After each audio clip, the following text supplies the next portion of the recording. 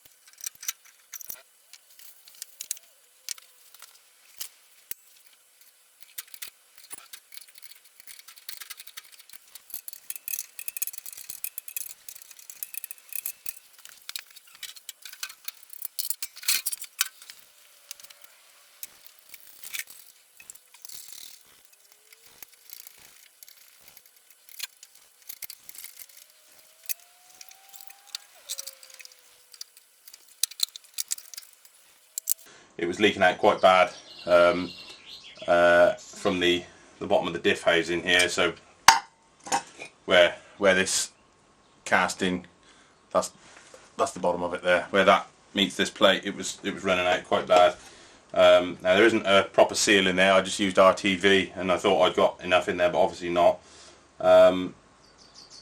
But I also wanted to investigate, since rebuilding the back end, I haven't been able to drive the tractor because of the rest of the stuff that's going on in the front axle and stuff. But just in pushing it round, I could feel there was quite a bit of resistance, and it just sounded quite graunchy in the back here. It just didn't sound nice.